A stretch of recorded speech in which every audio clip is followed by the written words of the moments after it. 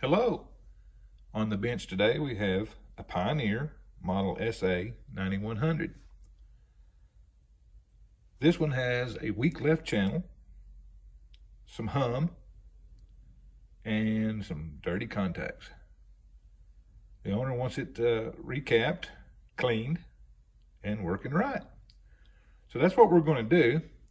Now, X-Ray Tony has already got a video out on rebuilding one of these, and of course, he's great. So I'm not going to cover the same aspects of the rebuild that he did. So I'll try not to overstep that and just hit some aspects that particular with this unit here. So let me reposition this camera and take the cover off, and let's take a look on the inside. Oh, look at that beautiful piece of workmanship. Man. It is a little bit dusty, but not too bad. It looks pretty clean. And I can see no signs of anybody ever been in here before. That's a good thing.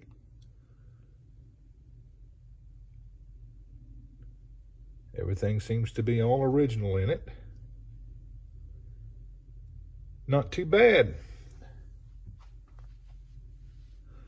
So it looks like we're going to get a parts list together, get an order in, and when we come back, we'll start recapping and tearing this thing apart and getting it fixed. So if all this sounds interesting to you, stay tuned.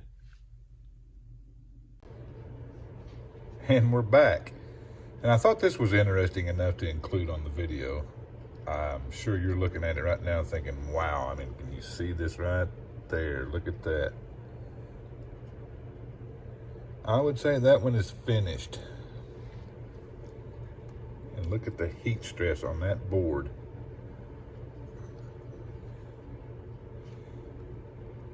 And somebody has been in here extensively, as I found.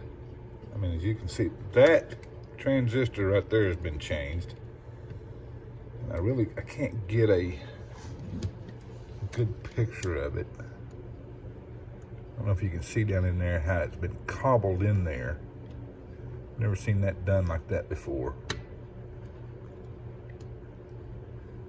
But this board has definitely been into.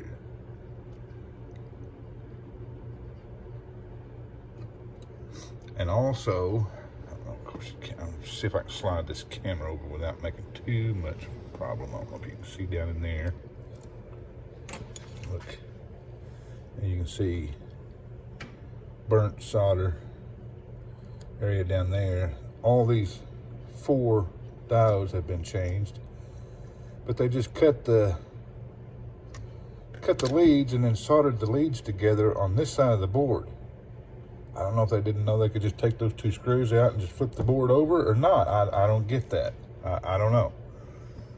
I thought that was interesting as well.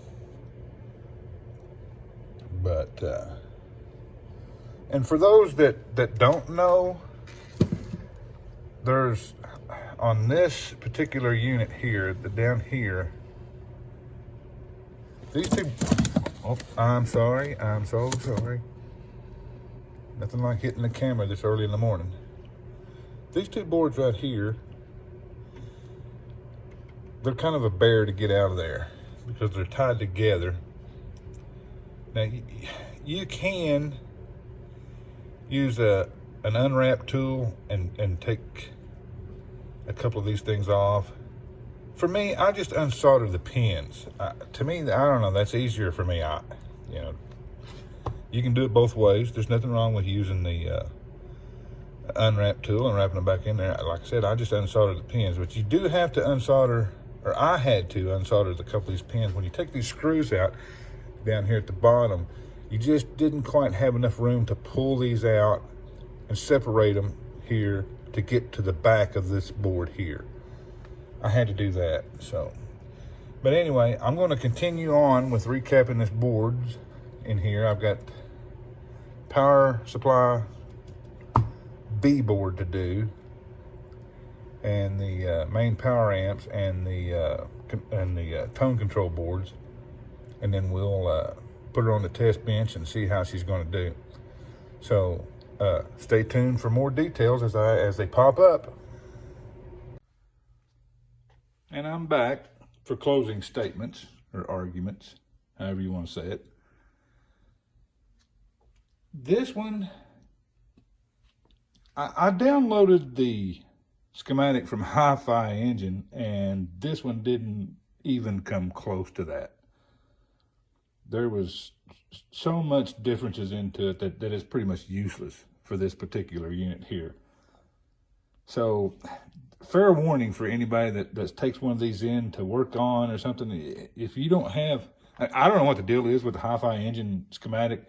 I'm assuming it was a first run schematic for the stereo systems or whatever, and like this one is, I guess, later in the years, you know, updates and stuff, so it didn't match at all.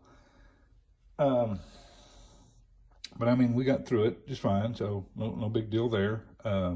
But there was definitely some differences in the, I mean, everywhere, not just in parts, but I mean, just the way it was wired and in the switches and all that was all different. So fair warning on that. Now you know.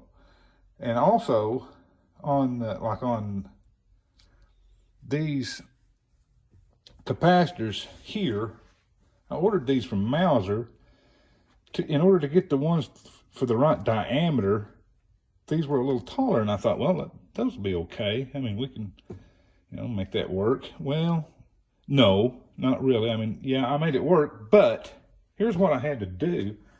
I had to, on the top of the unit, I literally had to route out a space here for the capacitors to clear. And they clear with just a hair of room left. And that's good enough.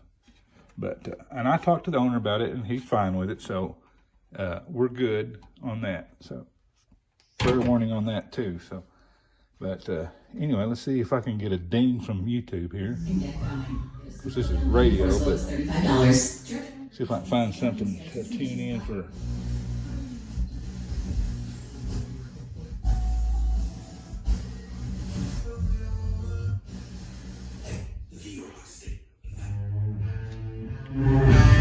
I know I'll get a ding for that one. Let's see, let's wait for something to kick in here.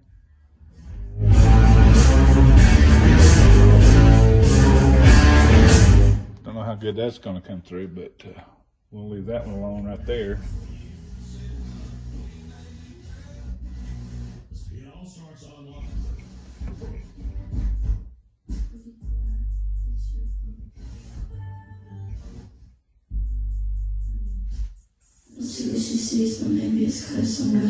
Something different. Definitely has a lot of bass to it. But anyway, we better shut that off before I get in trouble. But okay, this one's all buttoned up, so we're ready to go on it. I'm gonna call the customer and have him come and get it. I really don't have anything to add. I didn't include the settings and stuff on it because, like I said, X-Ray Tony already did all that. So, I mean, he explains, you know, with the 4.7K ohm resistor and all that and how to set it. So, you know, if you want to learn how to do that, go check out his video because he's better than I am anyway. So, but anyway, thanks for watching.